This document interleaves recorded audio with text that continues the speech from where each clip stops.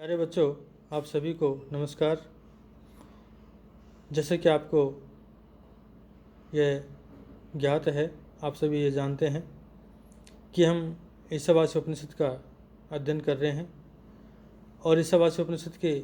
अध्ययन के अंतर्गत हम आज से पहले ईशावास्य उपनिषद के 10 मंत्रों का अध्ययन कर चुके हैं। 10वें मंत्र के अंतर्गत हमने विद्या और अविद्या के ज्ञान से किस फल की प्राप्ति होती है इस पर प्रकाश डाला था कि विद्या देवलोक और कर्मणा पितृलोक कि विद्या के ज्ञान से अथवा विद्या के द्वारा अन्य ही फल, कहने का तात्पर्य देवलोक की प्राप्ति होती है, विद्या देवलोक है,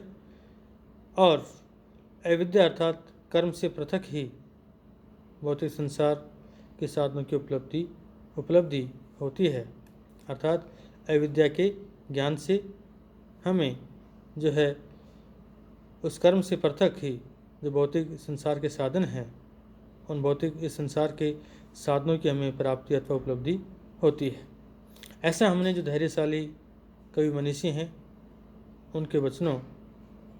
को सुना है, मनुष्यों का जो वचन है हमने सुना है, और जिन आचार्यों ने हमारे लिए उस ज्ञान अथवा कर्म की व्याख्या की है।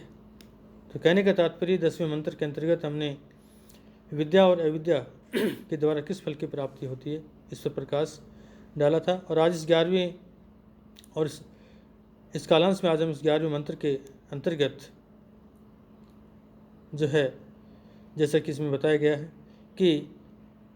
विद्याम च अविद्याम च यस्तद वेदो भयम सह अविद्या मृत्युम तिथिर्वा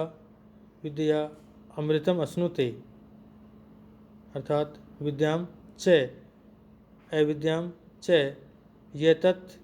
वेद भय उभयम सह अविद्या मृत्युम तिथिर्वा विद्या अमृतम अश्नुते। कि यह जो विद्वान ज्ञानी विद्वान पुरुष ज्ञानी मनुष्य विद्या को अथवा आत्मरूपी विद्या को आत्मविद्या को च और अविद्याम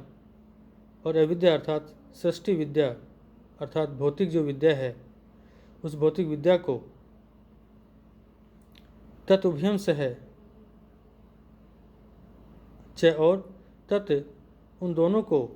तत् उन उभयम दोनों को अर्थात विद्या और अविद्या को सह एक साथ अर्थात साथ साथ वेद जानता है। अर्थात जो मनुष्य विद्या और अविद्या इन दोनों के ज्ञान को जानता है, इन दोनों का ज्ञान रखता है, इन दोनों विद्याओं को साथ साथ जानता है, इन दोनों विद्याओं का एक साथ ज्ञान रखता है, तो से ऐसा वह ज्ञानी विद्वान पुरुष अविद्या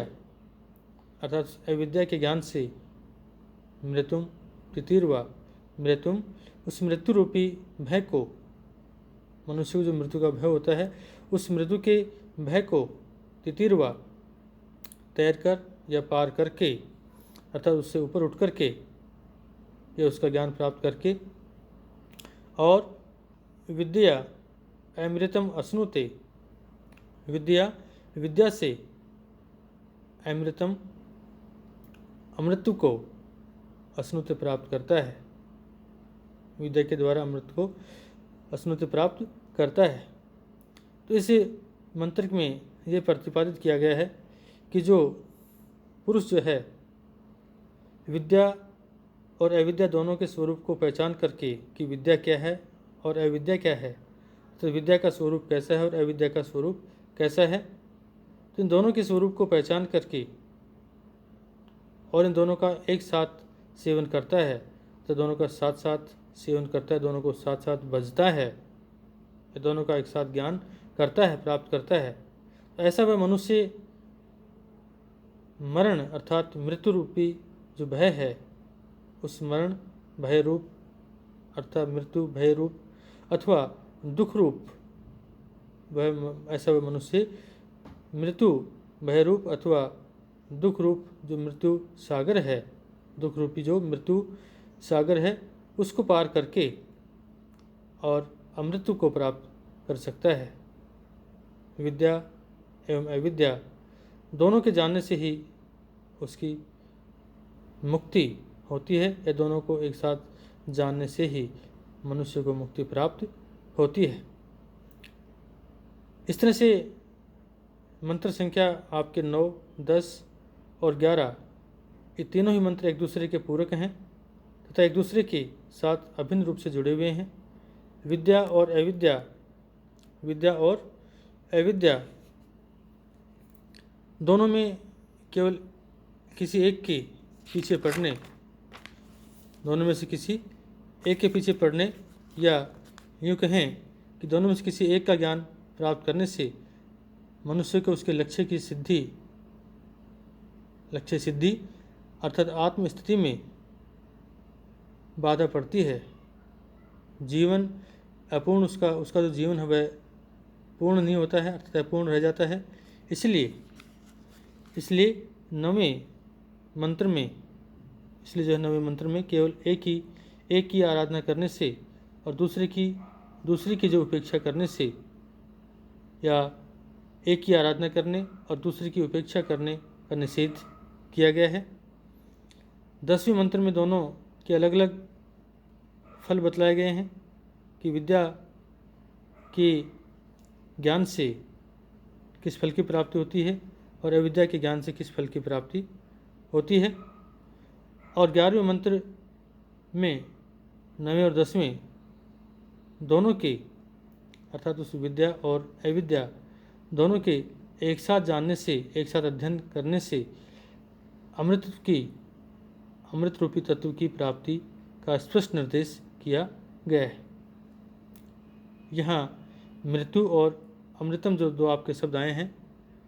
उनका जो क्या अर्थ निकलता है, इस पर भी हम प्रकाश डालना चाहेंगे। मृत्यु यह शब्द व्याख्या की अपेक्षा नहीं रखता है, जैसे कि आप सब जानते हैं कि मृत्यु जो शब्द है आपका, यह एक अलग से व्याख्या की आपकी अपेक्षा कहें कि जिसे कहा गया नहीं रखता नहीं, अपितु अलग से व्याख्या की अपेक्षा रखता है। मृत्यु से तात्पर्य है जो भौतिक दुख अर्थात कष्ट हैं, कि भयम वही मृत्यु कि बाह्य असुविधा दुख और कष्ट यही आपकी मृत्यु हैं। बाह्य असुविधा दुख और कष्ट यही आपके मृत्यु कहे गए हैं, या यही मृत्यु हैं। भयम वही मृत्यु अर्थात बाह्य भय ही, दुख ही, कष्ट ही, असुविधा ही आपकी मृत्यु हैं। अर्थात इस भौतिक जगत में जितने भी दुख हैं, कष्ट हैं, वही आपकी मृत्यु कहलाते हैं। अमृतम अर्थात अमरता प्रत्येक जीव में जीने की कामना सहज है और वह अनंत काल तक जीना चाहता है, वह अनंत समय तक, अनंत काल तक जीना चाहता है, कभी मरना ही नहीं चाहता। जीव का यही स्वभाव है, जीव का यही स्वभाव ही उसके अमृत की घोषणा करता है, अमृतत्व की घोषणा करता है। अमृत अर्थात सुख, आनंद, मृत्युंजय अर्थात मृत्यु को जीतने की स्थिति, शोक रहित रूप, अपने आप में स्थित होना, आत्मस्थ होना, अद्वैत स्थिति प्राप्त करना है। अर्थात सुख और आनंद और मृत्यु को जीतने की स्थिति का नाम ही आपका अमृतत्व कहलाता है। श्वेताश्वर जो उपनिषद आपका, उसमें विद्या और अविद्या की सुंदर परिभाषा दी गई है। श्वेताश्वर उपनिषद में विद्या और अविद्या की जो परिभाषा दी गई है वह इस रूप में दी गई है, जो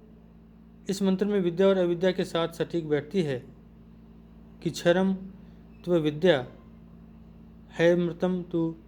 विद्या विद्या विद्ये ईसते यस्तु सो अन्य, अर्थात क्षर क्षरणशील सृष्टि तत्व जिसका स्वभाव ही परिवर्तनशील और क्षरणशील है वह अविद्या है। अर्थात क्षर यानी क्षरणशील नाशशील सृष्टि तत्व जिसका स्वभाव ही परिवर्तनशील और क्षरणशील है। क्षरणशील यानी कि जो नाशवान है कहने का तात्पर्य हुआ जो नष्ट होने वाली है वह आपकी अविद्या है। और अमृत आत्म तत्व उस इस तत्व अध्यात्म और अमृत जो है आत्म तत्व इस तत्व अध्यात्म विद्या है। विद्या और अविद्या दोनों का जो शासन करता है, विद्या और अविद्या दोनों का जो शासन करता है, अर्थात जो दोनों पर शासन करता है, दोनों पर अधिकार करता है, ये दोनों को अपने वश में रखता है, वह तो कोई अन्य ही पुरुष वह तो कोई अन्य ही परम पुरुष होता है या वह तो कोई अन्य परम पुरुष कहा गया है। तो इस तरह से इसे 11वें मंत्र में 9वें 10वें और जो 11वां मंत्र है ये तीनों एक दूसरे के अपने आप में पूरक हैं। तो इस तरह से इस 11वें मंत्र के अंतर्गत जो है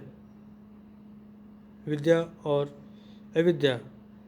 इन दोनों को जो एक साथ जानता है, इन दोनों को एक साथ जो ज्ञान रखता है वह आपका अविद्या से आपका प्रकृति विज्ञान या भौतिक जो पदार्थ हैं उनके ज्ञान से मृत्यु को पार करके और विद्या आत्मज्ञान या आत्मज्ञान रूप उस विद्या से अमृत्यु को प्राप्त करता है। तो इस तरह से विद्या और अविद्या का दोनों को एक साथ जानने के फल के बारे में इस मंत्र के अंतर्गत आपको बतलाया गया। अगले कालांश में हम 12वें मंत्र पर प्रकाश डालेंगे जिसमें विनाशशील असंभूति तथा अनश्वर संभूति को पृथक पृथक रूप से ज्ञाता पुरुषों की अवनति के विषय में कहा गया है, जिसका अध्ययन हम अगले कालांश में करेंगे।